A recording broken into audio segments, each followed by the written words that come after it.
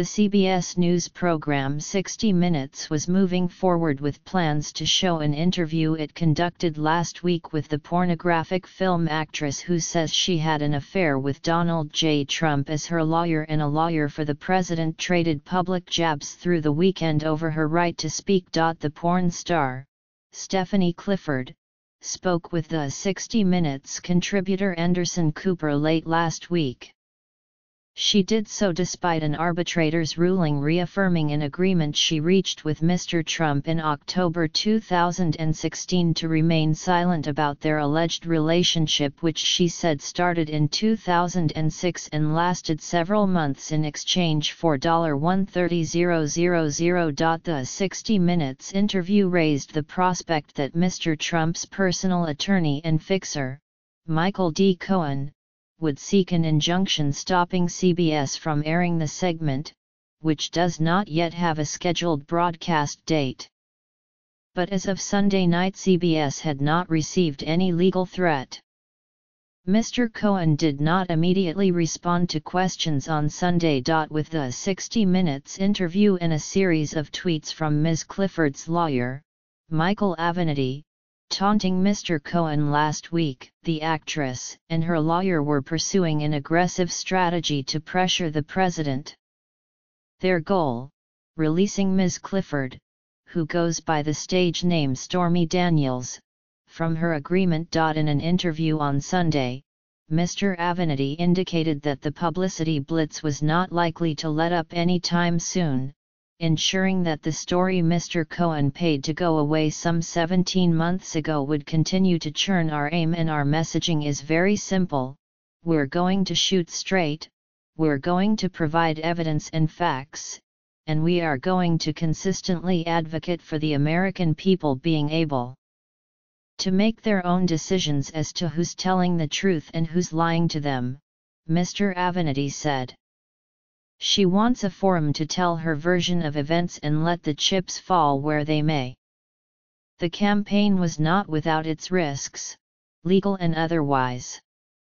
Mr. Avenatti said he was assigning 24-hour security to Ms. Clifford after a car tailed her after a dance performance at a Florida strip club this weekend. He first hinted that there was a 60 Minutes interview himself on Thursday, when he posted a tweet featuring a photograph of him, Ms. Clifford and Mr. Cooper without comment. Mr. Avenatti has made adroit use of the news media a selling point for his Los Angeles area practice. Michael often works closely with the press and media, his website reports. It cites cases he has brought against the National Football League, Paris Hilton, and Jim Carrey, as well as previous appearances on 60 Minutes. One involved a case against Kimberly-Clark and Halyard Health for claims their surgical gowns protected against Ebola and other diseases, in which he won a $454 million fraud verdict last year. The other involved alleged violations by cemetery operators. Ms. Clifford hired Mr. Avenatti a couple of weeks ago. She was previously represented by another California attorney, Keith Davidson. Within days, Mr. Avenatti prepared to challenge the deal, which stipulated that disagreements would be argued in secret before a confidential arbitrator, arguing it was not valid because Mr. Trump did not sign it. Mr. Avenatti on Sunday pointed to a clause that said the agreement was valid and binding when signed by all parties. A suit that Mr. Avenatti filed on Tuesday evening in Los Angeles County Superior Court included a nugget of news: Mr. Trump's lawyer had initiated a bogus arbitration proceeding against Ms. Clifford to shut her up. That appeared to force an error at the White House the next day, when the president's press secretary, Sarah Huckabee Sanders, who had been avoiding engagement in Ms. Clifford's story, said that an arbitration proceeding was won in the president's favor.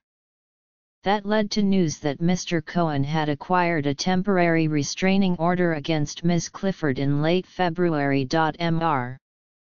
Avenatti has been a regular presence on television, arguing that the restraining order and the original deal are both legally flawed, and making allegations aimed at undermining Mr. Cohen and Mr. Trump. For instance, on Friday, Mr. Avenatti shared with NBC News and then ABC News that Mr.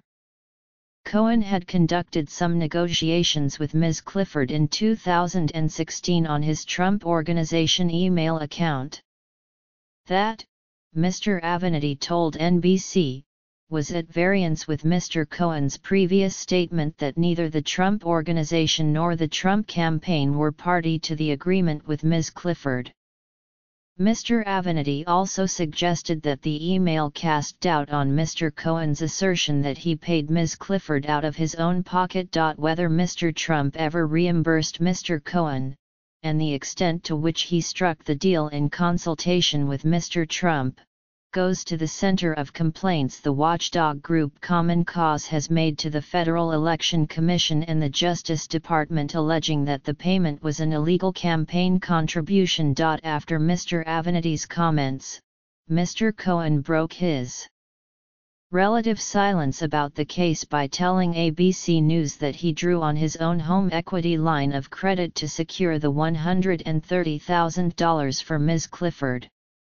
And the Washington Post quoted him over the weekend as saying, "Mr. Avenatti's actions and behavior has been both reckless and imprudent as it opens Ms. Clifford to substantial monetary liability, which I intend to pursue."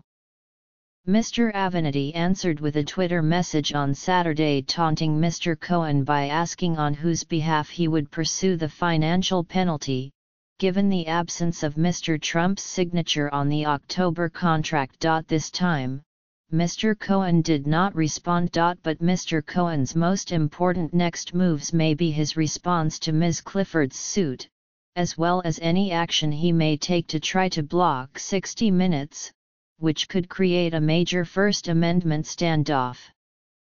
CBS had no comment on Sunday. A person familiar with the network's preparations said that 60 Minutes had not received notice of illegal action in relation to the interview with Ms. Clifford. Producers at 60 Minutes are preparing the segment, a process that often includes a legal review and fact-checking.